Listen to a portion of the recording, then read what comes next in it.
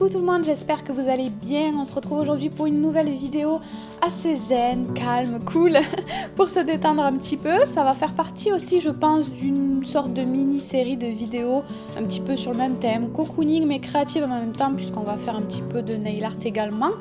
Donc dans cette première vidéo aujourd'hui, on va s'occuper de nos pieds. On va faire une petite déco sur les pieds, mais tout au vernis. Il n'y aura besoin d'aucun matériel pour le faire. Ça va être extrêmement simple. Pas splash, bang. La vie des chéris. Pour cette déco, il va surtout bien falloir choisir les couleurs. Donc moi, pour la couleur de base, j'ai choisi un vernis bleu foncé de chez Kiko, mais que je n'ai pas acheté chez Kiko. Vous l'avez vu dans un de mes derniers haul Noz, je crois bien. Il me semble que je vous l'avais montré. En tout cas, je l'ai acheté à Noz en réduction, en promo, mais il est sublime. J'adore le pinceau large, hyper pratique. Et il a de très belles micro-paillettes avec des reflets bleus, violets. Il est vraiment très joli. Surtout, j'ai choisi celui-ci parce que je voulais un petit côté jean, un petit côté denim. Donc c'est pour ça que j'ai choisi un bleu foncé et je ferai ensuite mes motifs plutôt clairs.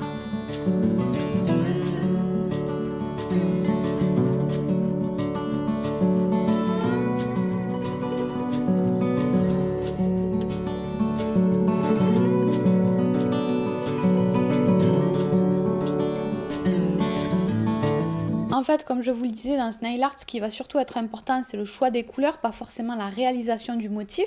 Donc on va bien réfléchir à ce qu'on veut faire. Moi, je suis partie sur une base foncée.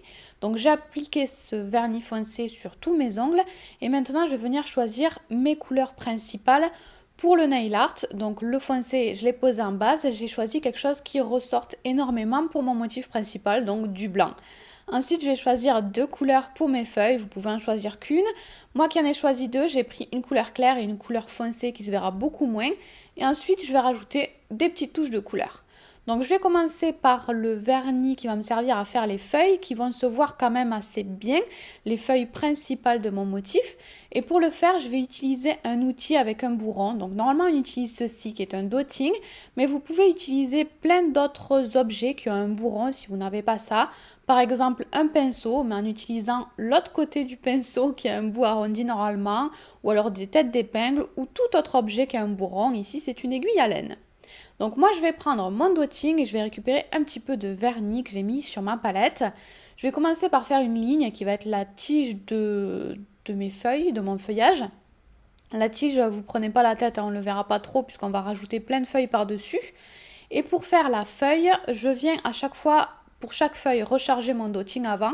Et avec donc mon dotting qui est bien chargé, mon embourron qui est bien chargé, je pose le dotting près de la tige, puis j'étire tout en relâchant, je relève un petit peu mon outil en même temps pour effleurer l'ongle et que ça fasse quelque chose d'assez fin. Ça va pas être très précis, de près ça va pas être le truc le plus beau du monde, mais les pieds on ne les voit jamais de près, donc ça ira très bien, vous verrez, avec tous les autres motifs qu'on fera autour. J'essuie régulièrement mon dotting pour avoir toujours quelque chose d'assez net, vous n'êtes pas obligé de le faire sur la peau, hein. Moi c'est parce que j'ai toujours ça sous la main, j'oublie tout le temps de prendre un petit papier pour essuyer mon dotting, donc là j'ai fait comme ça. Voilà ce que donne donc notre feuillage. On va ensuite passer au motif principal, donc avec le vernis blanc que j'ai aussi acheté récemment à Noz de la marque P2.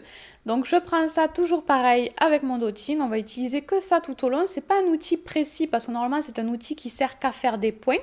Donc là pour les fleurs c'est parfait puisqu'on va les faire avec des points uniquement. Donc je colle en fait en rond 5 points, vous n'êtes pas obligé de faire des points hyper réguliers du tout, au contraire, les fleurs c'est pas forcément toujours hyper symétrique. Vous pouvez faire des fleurs, enfin vous devez même presque de temps en temps mettre des fleurs par-dessus le feuillage, je trouve ça plus joli.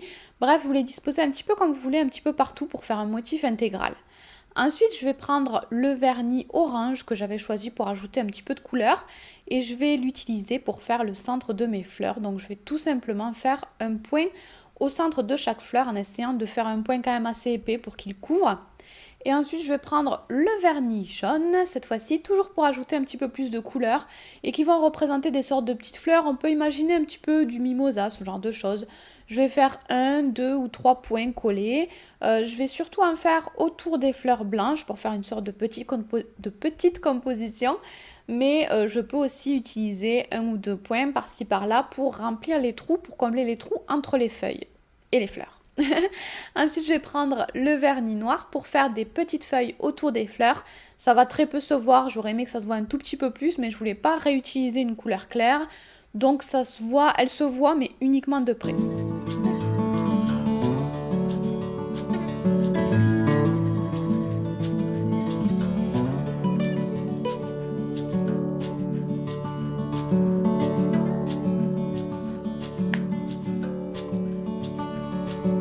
Ensuite, on va utiliser un top coat pour protéger tout ça. C'est pas vraiment obligatoire étant donné qu'on a tout fait au vernis déjà, mais quand même, ça va prolonger, ça va protéger tout ce qu'on a fait, ça va prolonger la durée de vie du vernis. Donc moi, par contre, je vais mettre un top coat mat. Cette fois-ci, je crois que j'en ai jamais mis sur les pieds. J'aime beaucoup en mettre sur les mains, mais je crois que j'ai jamais testé sur les pieds. Donc j'en mets vraiment bien partout pour avoir qu'une zone mat en fait, qui n'est pas du brillant qui apparaisse sous le top coat. Donc ça devient mat une fois que c'est sec et voilà donc ce que ça donne. De loin l'effet est hyper sympa, j'ai vu plein d'autres exemples de ce genre de nail art sur Pinterest et j'aime beaucoup. Sinon pour les prochaines vidéos on fera une version peut-être un petit peu plus travaillée je pense sur les mains. En tout cas pour la prochaine vidéo on va s'occuper des soins de nos pieds et on va se détendre avec une technique entre guillemets que j'ai vue, que j'ai appris lors de mon cours de yoga et que j'aime beaucoup. En attendant je vous fais de très gros bisous, prenez soin de vous et à la prochaine vidéo.